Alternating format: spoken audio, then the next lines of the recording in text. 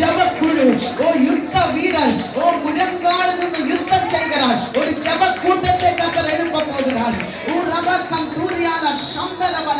பரலோகம் அசைக்கப்படுகிற மாதிரி, சத்ருவின் கோட்டைகளை உடைக்கிற மாதிரி ஒரு உடவல கூட்டம் ஜெபத்தோட எழுந்து நிற்க போகிறீங்க.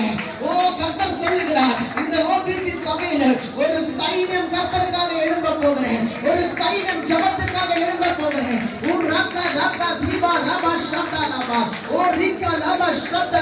ஆலயத்தோடு கூட இருந்த சாமுவேல் தீர்க்கதரிசனம் சொன்னார். கர்த்தர் காண்பிக்கிறார், நீ ஆலயத்துக்குள்ள வந்து ஜெபிக்க ஜெபிக்க, ஆராதிக்க ஆராதிக்க, நீயும் தீர்க்கதரிசனம் சொல்ல போகிறேன். சில சாமுவேல்களே, சில தெபோராக்களே கர்த்தர் எழுப்ப போகிறார். அந்த கானா தூர சந்தனா உரிக்க ரப ரப சந்தன ரிகபன கடகடகச்சாரா ரிகபலப சந்தரகனபா. கர்த்தருடைய ஆவியானவர் சொல்லுகிறார், என் ஜனம் ஒருபோதும் வெட்கப்பட்டு போவதில்லை. உரிபலப சந்தரியாலபரா. கர்த்தர் சொல்லுகிறார், உரிபலப வெட்கத்துக்காக நான் உன்னை அழைக்கவில்லை, உன்னை உயர்த்தி கனப்படுத்தும்படி, அநேக ஜனங்களுக்கு முன்னாடி உன் தலையை உயர்த்தி கனப்படுத்தும்படி நான் உன்னை அழைத்திருக்கிறேன். வெட்கத்துக்கு பதிலாக இரட்டிப்பான நன்மையை கர்த்தர் தருவார். நம்பிக்கையின் சிறைகளே, அரணுக்கு திரும்புங்கள், இரட்டிப்பான நன்மையை கர்த்தர் தருகிறார்.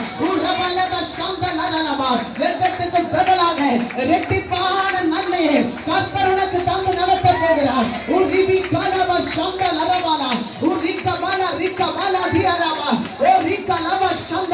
உன் குடும்பத்தில் யாரெல்லாம் கட்டப்பட்டிருக்கிறாங்களோ அந்த கட்டுகளை கர்த்தர் அழிக்கிறார்.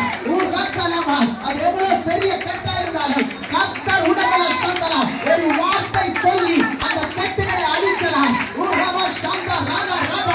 உன் குடும்பத்திற்காக, உன் பிள்ளைகளுக்காக, உன் உறவினருக்காக நீ ஜெபித்த ஜெபத்துக்கு கர்த்தர் பதில் தருகிறார். அவர் கட்டுகளை அழிக்கிற தேவன், அவர் விடுதல் தருகிற தேவன். ஓ ரிபாலமா சந்தனலமா, ஓ ரிபா